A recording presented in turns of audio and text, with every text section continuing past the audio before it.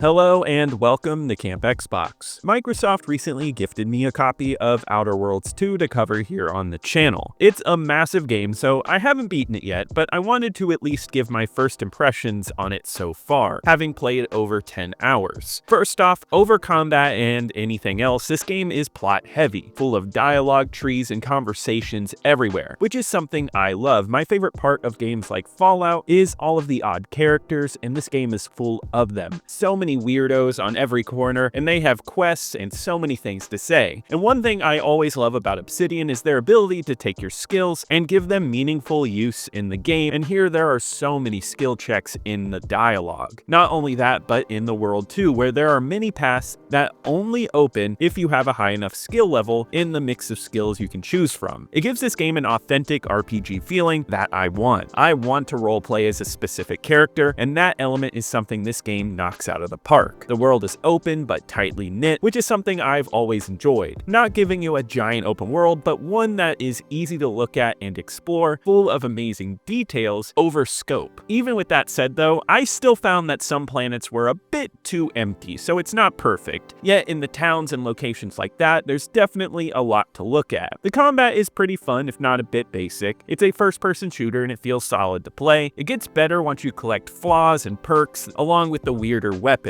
The modding system for guns and armor is nice and simple too. I usually don't like crafting in games, but this one decently implements it and it doesn't feel necessary, so it strikes a nice balance. Now, I did play mostly on the Xbox Series X, but I also played on PC, and one major issue I found with both versions is the audio. My audio was constantly glitching, the voices would skip, and it would get extremely buggy, and sometimes the dialogue would go completely silent. It was a bit ear-grating, so that's something they need to fix very soon. So overall, I think Outer Worlds is entertaining, and it's a game I'm going to play a good amount more of. The combat is solid, and hopefully they can fix the audio. Yet, what was captured here is the sci-fi world and characters. I love the amount of dialogue and how all of your stats change outcomes in the game. Obsidian always excels in making a game that feels like a true RPG, and this is a really great sci-fi one. It's one that I'm enjoying so far.